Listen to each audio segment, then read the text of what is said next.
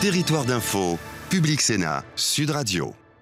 Voilà, et l'invité politique de Public Sénat de Sud Radio avec la presse quotidienne régionale ce matin, c'est Jean-Baptiste Lemoyne. Bonjour, merci d'être avec nous. Vous êtes sénateur apparenté Les Républicains. Toujours apparenté, on va en parler dans un instant, et vous soutenez Emmanuel Macron. Pour vous interroger à mes côtés ce matin, Véronique Jacquier de Sud Radio. Bonjour Véronique. Bonjour à tous. Bonjour Mickaël Zamès de Public Sénat, et merci d'être avec nous sur ce plateau. Jean-Baptiste Lemoyne, le parti Les Républicains annonce une procédure d'exclusion à votre rencontre. C'est Bernard Accoyer lui-même, le secrétaire général du parti, qui signe le communiqué. Le ralliement opportuniste de Jean-Baptiste Lemoyne à la gauche Macron est une trahison lamentable, indique pour sa part Guillaume Larrivé. Les mots sont très très forts. Écoutez, moi j'ai fait le choix d'être au contraire fidèle aux engagements que j'ai pris devant les grands électeurs. Vous le savez, en 2014, j'ai été élu en candidat indépendant, sans le soutien d'aucun parti, et surtout pas avec celui de l'UMP. Au groupe et donc, au Sénat. Bien sûr, mais élu en indépendant sur un programme, une profession de foi, voilà, où j'avais marqué de ma main que je avais comme objectif la moralisation de la vie politique. Donc aujourd'hui, nous y sommes. Nous y sommes parce que François Fillon, depuis le 25 janvier, est empêtré dans un certain nombre d'affaires qui sont vraiment déplorables. Et il avait pris des engagements forts devant les Français, à la télévision, les yeux dans les yeux, devant des millions de Français, en disant « Si moi, j'étais mis en examen, je serais amené à renoncer. » C'est uniquement ça. Attendez, ce qui est important, c'est la crédibilité de la parole politique. Et moi, justement, quand j'ai vu qu'il reniait cette parole, j'ai décidé de reprendre ma liberté. Et effectivement, je me suis tourné vers Emmanuel Macron parce que je ne voulais pas me résoudre à un vote blanc. J'entends beaucoup de gens de droite qui sont déboussolés. C'est un vote opportuniste, un vote par défaut. Non mais attendez. Si François Fillon n'avait pas été mis en examen, vous seriez resté derrière François Fillon. Je peux vous dire que, ayant rencontré mercredi Emmanuel Macron, ayant lu attentivement son programme le week-end dernier, je peux vous dire qu'il y a véritablement dans l'enthousiasme qu'il suscite, qu'il génère. On le voit d'ailleurs dans un certain nombre de réunions qu'il mène. Et moi, avec lui, j'ai envie qu'on refonde totalement. C'est un combat générationnel aussi. Vous avez raison. Nous avons à peine 40 ans tous les deux, même pas. Et nous avons envie peut-être de mettre de côté un certain nombre de dogmes idéologiques pour aller à l'efficacité. Parce que, pardon, mais nos grands aînés qui se sont succédés à la tête des gouvernements depuis 30 ans, on ne peut pas dire que le bilan global soit très satisfaisant avec un chômage massif, avec une dette abyssale. Et c'est pas moi qui le dis, c'est Agnès Verdier-Molinier, patronne de l'IFRAP, un institut de réflexion, qui mettait les chiffres sur la table. Vous pouvez nous citer une mesure d'Emmanuel Macron ?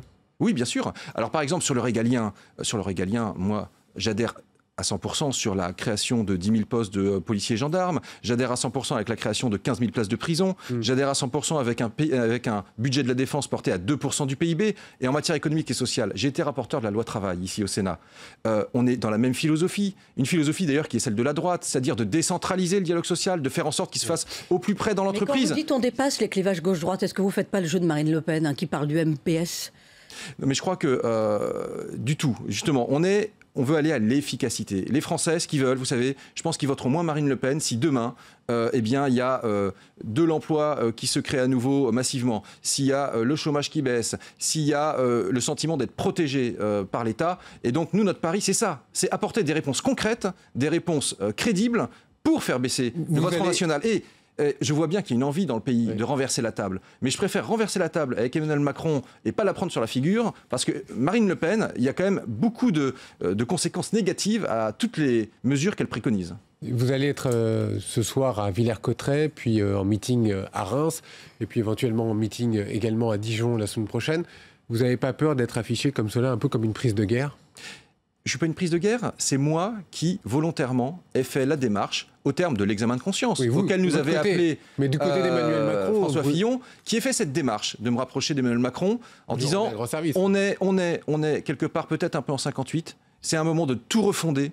De rebâtir. Mais ça ne vous dérange pas de refonder avec des socialistes? Manuel Valls a rencontré François Bayrou la semaine dernière. Attendez. On voit que Manuel Valls fait un pas vers Emmanuel Macron. Ça ne vous dérange pas? Ça ne vous gêne pas? On refonde avec des gens qui sont issus du centre, comme François Bayrou, Jacqueline Gouraud. On refonde avec des gens qui, oui, effectivement, viennent du centre-gauche ou de la gauche, mais parce qu'à un moment, c'est plus forcément ce clivage-là qui est le plus opérant, le plus opérationnel. Regardez, hier, Emmanuel Macron était à Berlin, auprès de la chancelière Merkel. Et bien là-bas, effectivement, la grande coalition est aux manettes.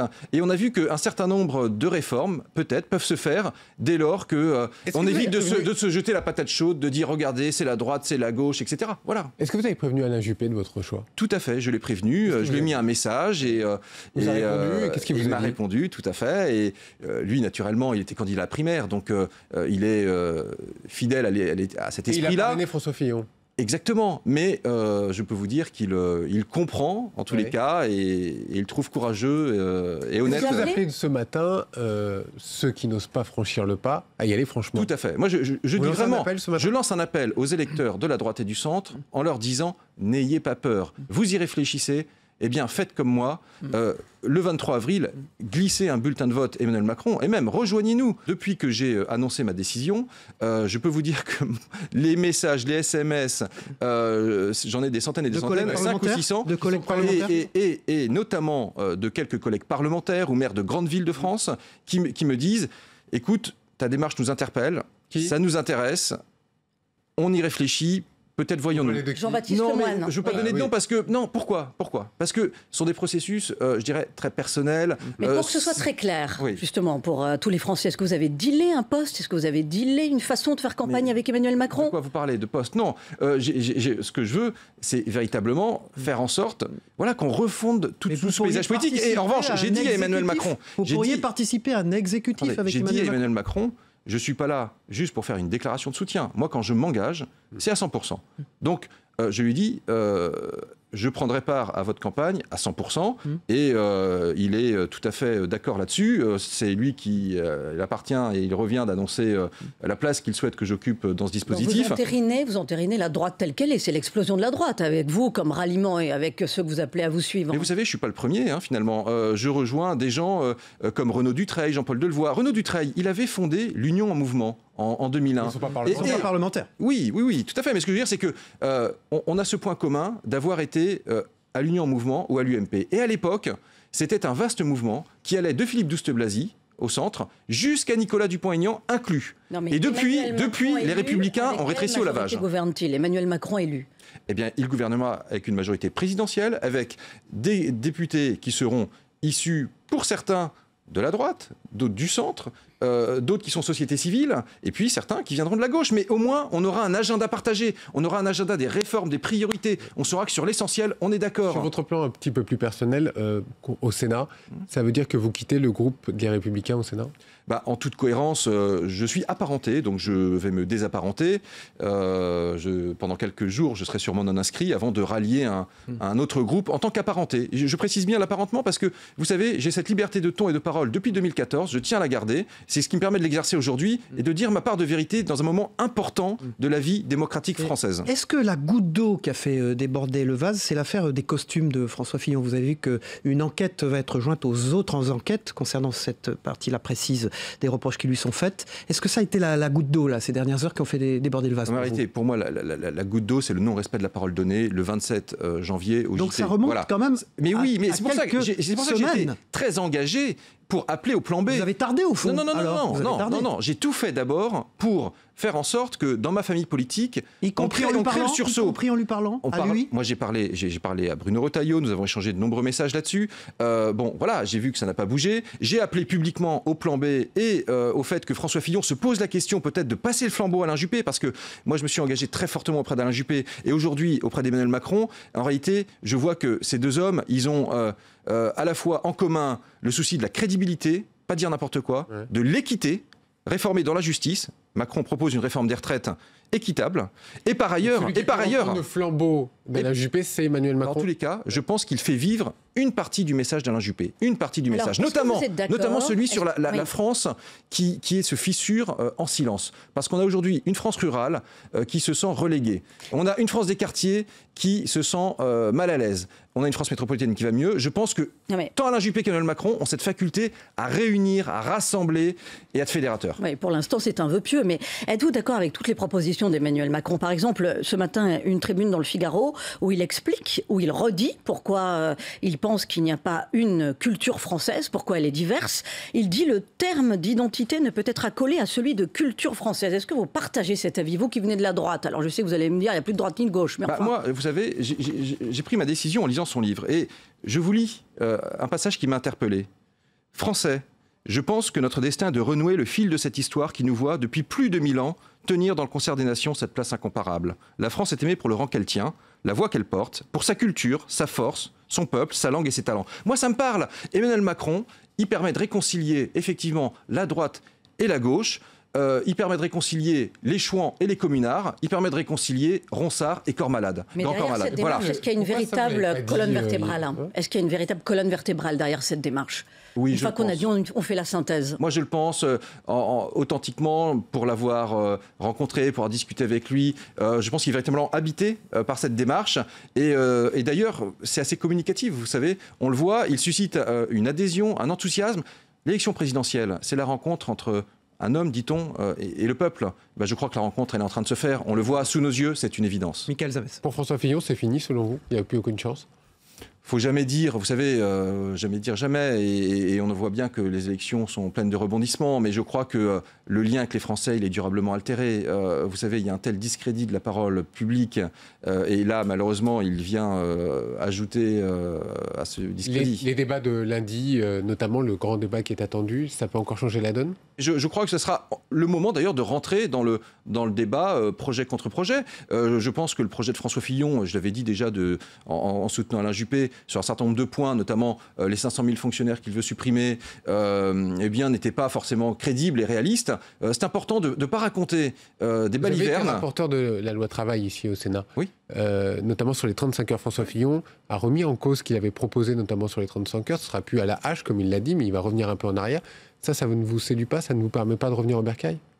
Non, mais vous savez, on voit bien d'ailleurs que François Fillon, dans son interview dans Les Échos, il est en train, effectivement, parfois, de mettre dans son vin, mais sans vouloir l'assumer. Par exemple, vous savez, sur, les syndicats, il a fait un de ses combats de dire, le monopole syndical, on va le remettre en cause. Et donc, ça a pu séduire à droite. Mais aujourd'hui, qu'est-ce qu'on lit dans Les Échos? Que finalement, il mettra le sujet au débat. Donc moi, je crois que les Français, ils en ont marre d'entendre des gens qui, dans une campagne, à un moment, font des grandes déclarations, derrière, commencent à rétropédaler. Et donc, le problème qui se pose, c'est quelle est la crédibilité de sa parole, désormais, en tout point? Alors, la crédibilité de la parole d'Emmanuel Macron, s'il était élu, quant à la sécurité des établissements scolaires, après la fusillade qui s'est produite dans un lycée de Grasse, par exemple. On a déjà fait beaucoup pour sécuriser les établissements. Qu'est-ce qui manque ou qu'est-ce qu'il ferait? Qu'est-ce que vous feriez? Vous savez, Emmanuel Macron, sur le régalien, il s'est prononcé notamment pour la mise en place aussi d'une police de sécurité quotidienne, avoir des policiers vraiment plus nombreux encore au contact sur le terrain. Là, en l'occurrence, on voit qu'on a affaire à un garçon qui manifestement était un petit peu dérangé. Non, mais dans l'absolu, on est en état d'urgence. Mais dans l'absolu, il met les moyens. Je vous dis, 10 000 policiers et gendarmes supplémentaires. Il pose un véritable défi éducatif, puisque justement tout se fait à l'école, et il souhaite dédoubler les classes de CP et de CE1 dans les zones d'éducation prioritaire, pour avoir des classes de 12 élèves, pour que, au moment où tout se forge dans l'esprit d'un enfant, on donne à tous le maximum de chances de pouvoir s'épanouir, apprendre et avoir les bases pour l'avenir. Donc au contraire, l'éducation est un sujet majeur, et je crois que c'est celui qui a quasiment les propositions les plus innovantes de ce point de vue-là. Jean-Baptiste Lemoyne, TV5 Monde est partenaire de cette matinale d'info. Vous serez donc regardé par les Français de l'étranger.